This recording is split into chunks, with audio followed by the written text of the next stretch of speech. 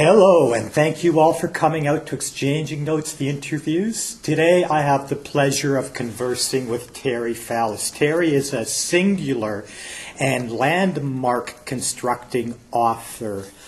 I've interviewed a lot of authors who have talked about the politics of identity, the politics of community. Terry is the first author I've read who has used the contradictions of comedy to explore our political institutions. He's quite singular in that way, and that singularity may be why nobody wanted to publish him. It didn't stop him. He published himself. He became the first self-published author in Canada to win a major literary award, the Stephen Leacock Medal, and he was instantly snapped up into the world of big money and big books by McClelland and Stewart. We are going to be talking about that. We are also going to be talking a bit about other sides of Terry's world. You will probably see me get a bit attitudinal because I will be bringing up the subject of, I got to say it, PR and communications consultation. Terry's novels, his later novels, have more of a biographical flair. Now, he has a book that is coming out in May of 2014. He has another book that is currently underway. That means that I will know absolutely nothing about 40% of his work. And that's the best prepared I've been in months. So I'm looking forward to seeing how this interview goes. Terry Fallis, thank you for dropping into Exchanging Notes. Thank you. Nice to be here. Thank you. Thank you for coming in such numbers. We Canadian novelists are unaccustomed to groups of such a size. So thank you for coming.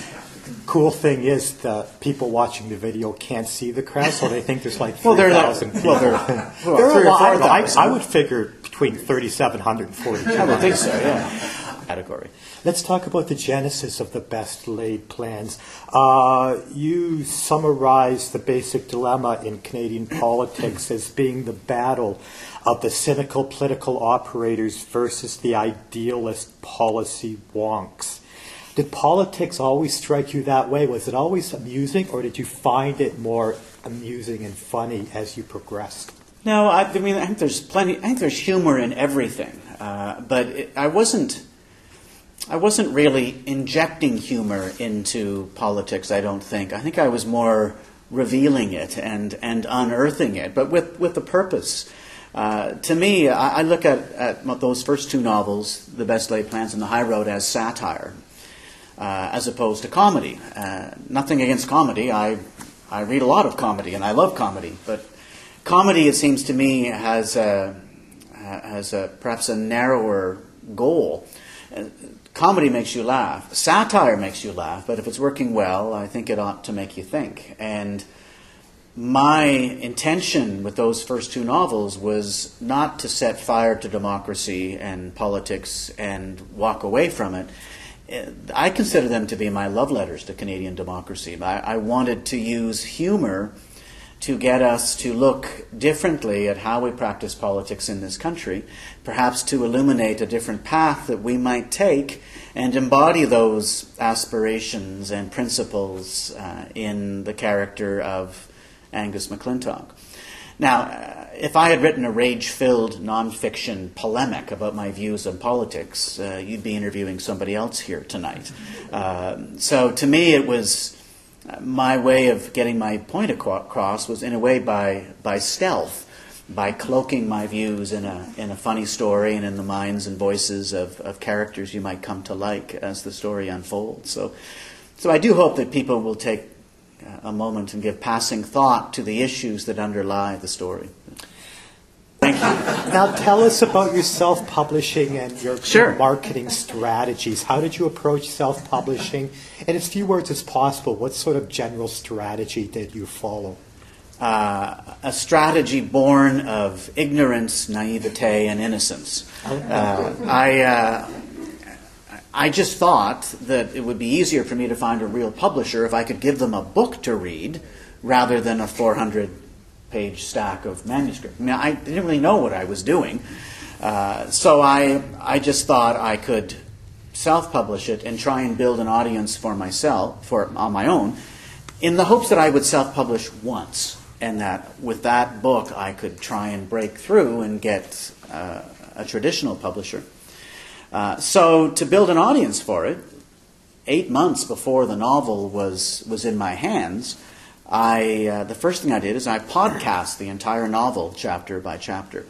So, and uploaded it to iTunes into my blog. And every week I would read another chapter of my novel into my digital recorder. I would slap some music on the front and some music on the back, and edit it and polish it and upload it to iTunes. And this was a grand experiment in the emerging world of social media. I didn't know whether people would find it, and if they did find it, I didn't know whether they would find favor with it. I just thought I would try this. And ignorance is bliss. I didn't know at the time that no one in Canada had podcast an entire novel and given it away for free. I'm glad I didn't know that. I may not have tried it.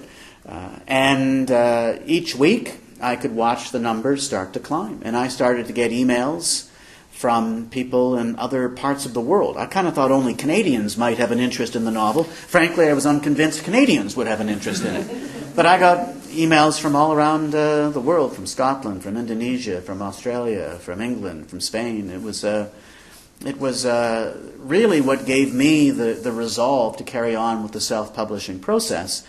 I'm not sure I would have had I not had what I considered to be unbiased positive feedback from people who didn't know me. I didn't trust my wife's reaction to the novel, or my brother's, or my good friend who had seen me labor over this for months and months.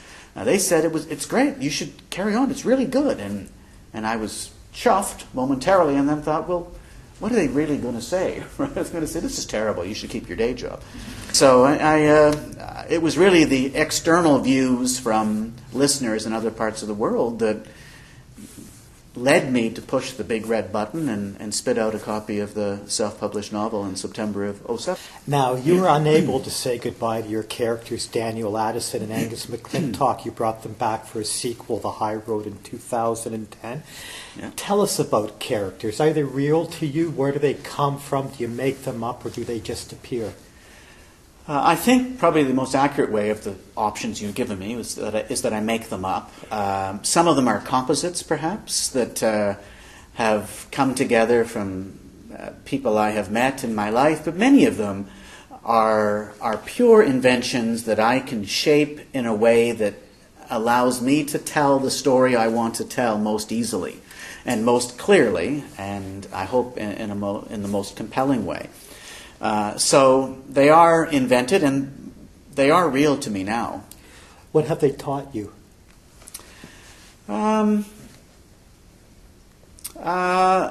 It's funny. Let me take quite a different spin on that question. Sometimes people ask me, do you find that your characters run away with you and start doing things that you weren't expecting, and do you not control your characters?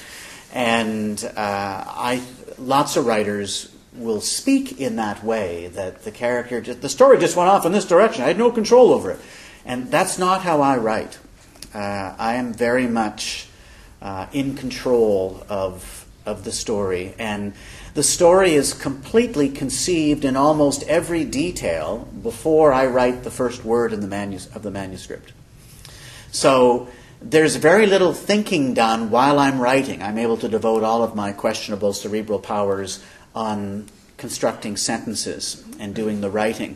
I'm not worried about what Angus is going to do next. I know what he's doing next. It's in my outline, which sits on the right side of my computer screen when I'm writing my manuscript on the left side. Just like an engineer.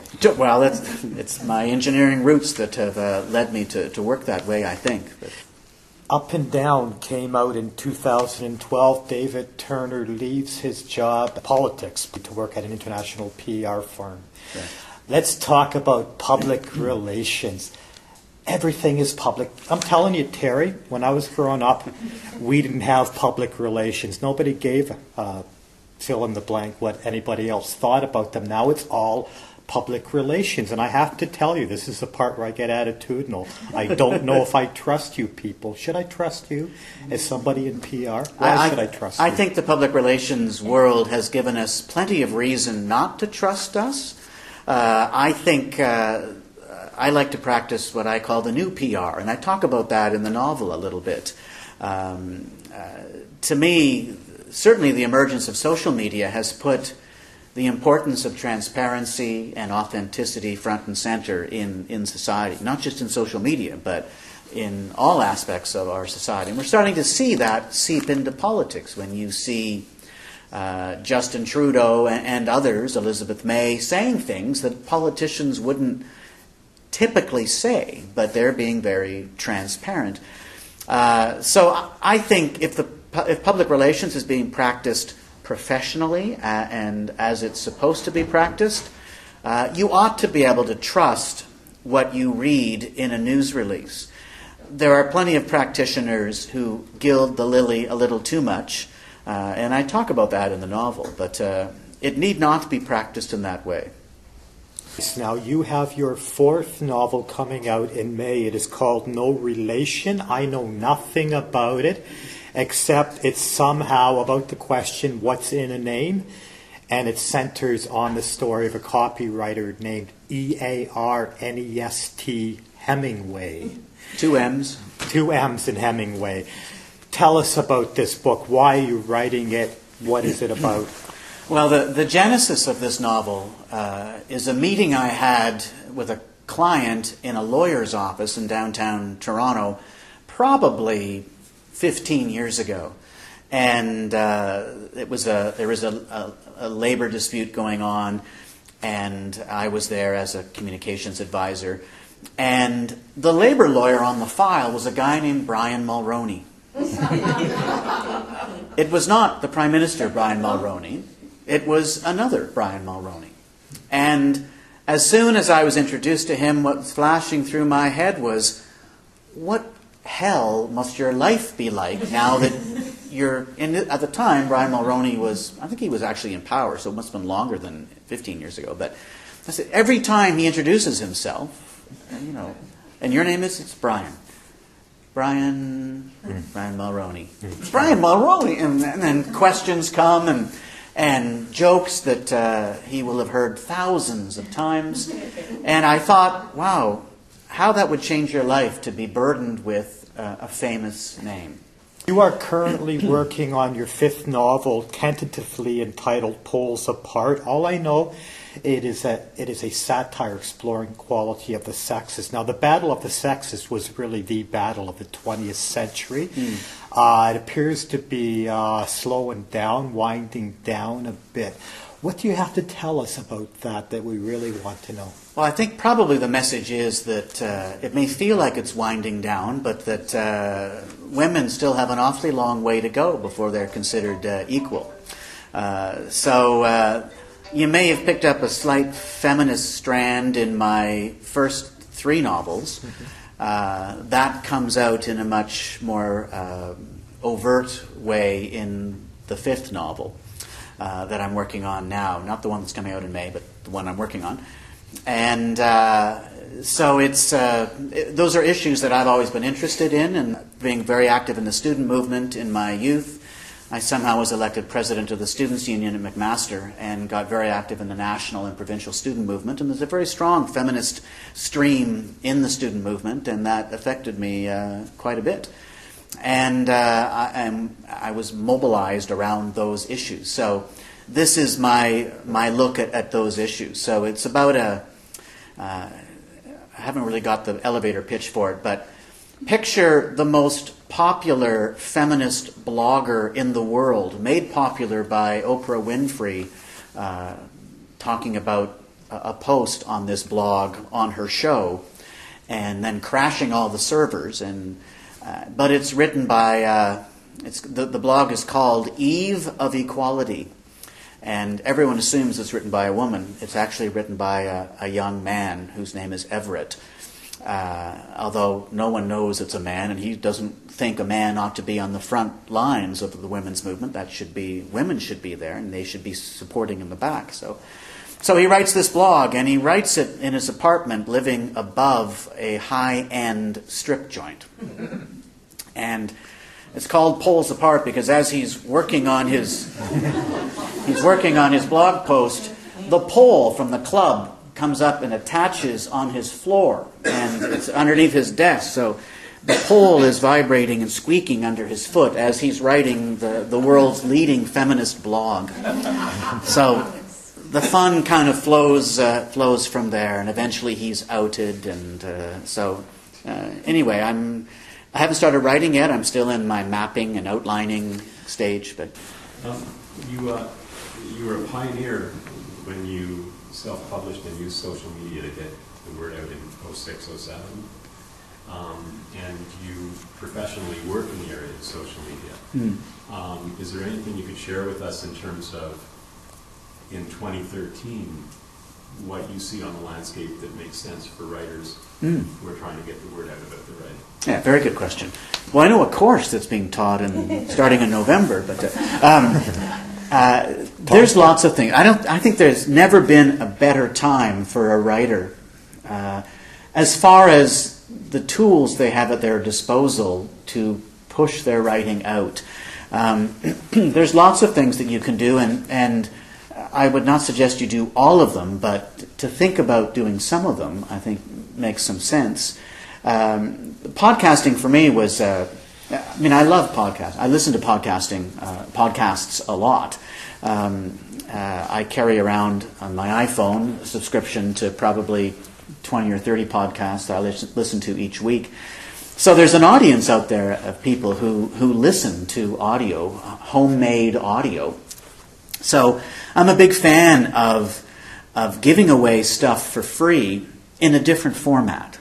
So I give it away for free in the audio format. And McClelland and Stewart is not accustomed to giving away the audio versions of their books for free, but they've allowed me to do that.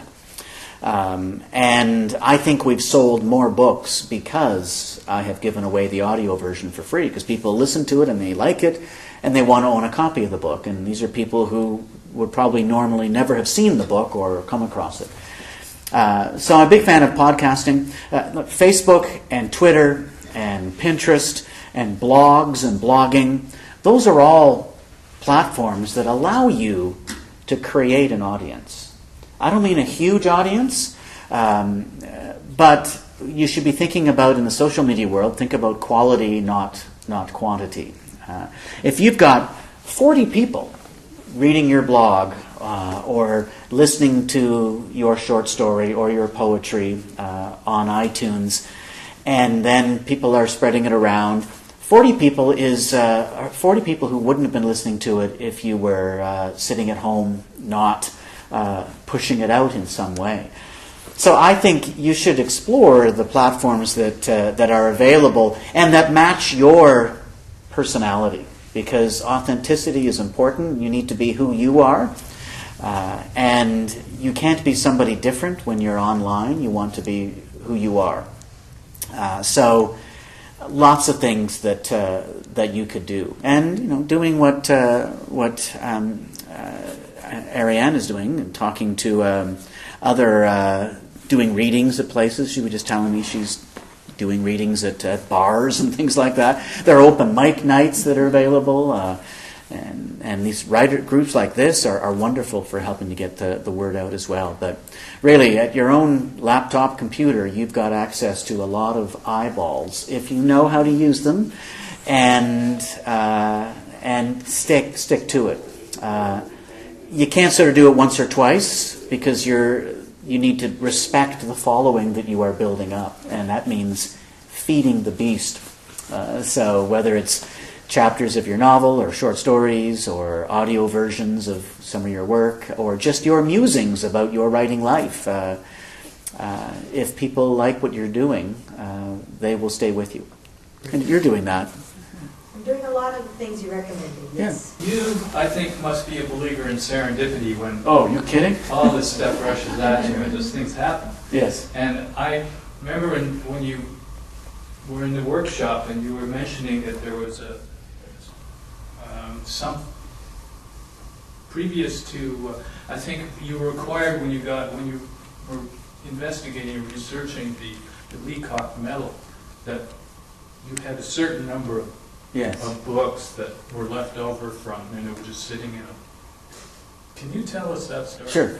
Sure, and that's that's absolutely true, and it's a cool story. I'll certainly never forget it. But By the time October rolled around, I was left in my office at work with my original author package, a box of 10 copies of the Best Laid Plans. I had ordered another box and had a book launch and sent them out to various people, but I'd exhausted that. So I was left with this box of 10 books. And just on a whim, I went to the website of the Stephen Leacock Memorial Medal for Humour, because most literary awards in this country and any other country don't accept self-published works. I mean, you can't send your self-published novel into the Gillers. It's explicitly excluded from consideration. I expected the same to be so for the Leacock Medal, so I went to the eligibility criteria. There was no such restriction. Clearly an oversight on their part. And I read a little further. It said the publisher must send in a check for $100 as the entry fee, and I was the publisher. So it said we need a headshot of the author. My twin brother Tim had taken the shot of me that was on the back of the book. I had it on my computer. And then the final line said, and you must send us 10 copies of the book. And it's not a word of a lie when I tell you that had they required 11 copies, none of this would have happened. Because I would not have had the gumption to order another copy from the U.S. where it was printed. And I almost lost my nerve as it was. Frankly, had they not been sitting in a cardboard box for mailing, that could have thwarted the whole enterprise as well. So I had these 10 books. I had the check. I had the headshot. I had a box. I put it out of the front desk to take it for the letter carrier to take it away. Went back to my office, did some work for half an hour, got cold feet. Said, you can't send your self-published novel into one of the oldest literary awards in the country. I'm like, what are you thinking? And I rushed out to pull it back, and it had left 5 minutes earlier. And so many things could have happened between those times to have stopped this whole process. So serendipity, that's my life. I pray to the God of serendipity.